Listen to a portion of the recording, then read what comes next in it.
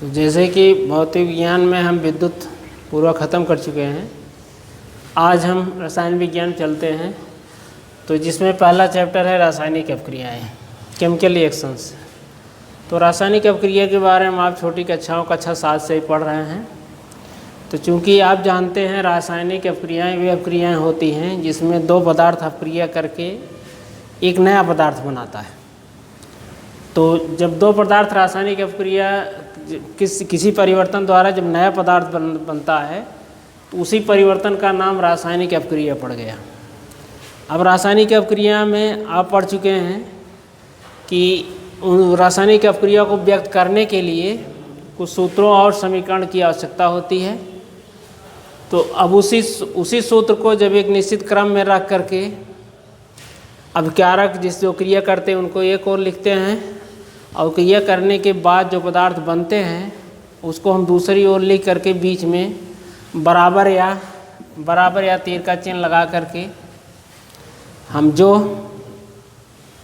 पाते हैं वही हमारा रासायनिक समीकरण कहा जाता है। अर्थात रासायनिक समीकरण वह समीकरण होता है जिसमें अपक्रिया करने वाले पदार्थों और उससे बनने वाले रासायनिक पदार्थों को सूत्रों या प्रतीकों द्वारा व्यक्त किया जाता है।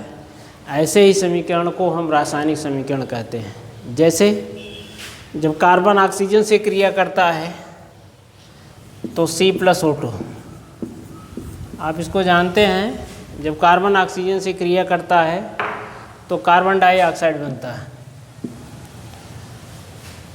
चूँकि हम जानते हैं कि कार्बन का संकेत C है प्रतीक, और ऑक्सीजन का संकेत O है, लेकिन रासायनिक अपक्रियाओं में जब समीकरण लिखने लगते हैं तो उसमें उस तत्व का अण सूत्र लिखते हैं, इसलिए O2 जो है अण सूत्र है।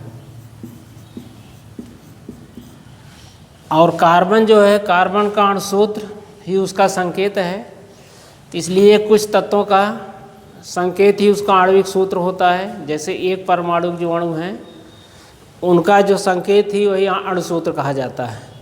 लेकिन कुछ पदार्थ ऐसे हैं जो दो परमाणु होते हैं, जैसे ऑक्सीजन हुआ, क्लोरीन हुआ Cl2 लिखा जाता है, ब्रोमीन हुआ Br2 लिखा जाता है। तो इस प्रकार से ये दो परमाणु हाइड्रोजन को H2 लिखते हैं। तो इसलिए जब रासायनिक समीकरण में हम लिखने लगते हैं इनका तो इनको हम अण सूत्र में H2 लिखेंगे, Cl2 लिखेंगे, Br2 लिखेंगे, O2 लिखेंगे। तो इस प्रकार से अण सूत्र में रासायनिक समीकरण में तत्व या पदार्थ का अण सूत्र लिखा जाता है। तो अब इसमें कार्बन और ऑक्सीजन क्रिया करके CO2 बना है, तो यही जो उत्पाद कहा जाता है प्रोडक्ट जिसको कहते हैं।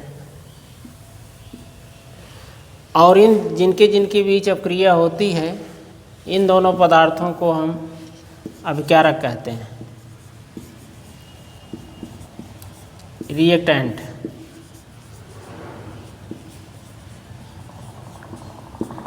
इस प्रकार से अभिकारक और उत्पाद को हम जब उनके प्रतीकों या संकेतों को अणुसूत्र के रूप में व्यक्त करते हैं, उससे जो समीकरण प्राप्त होता है उसी को हम रासायनिक समीकरण कहते हैं।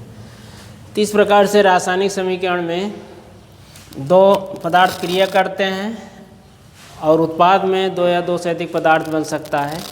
ठीक है।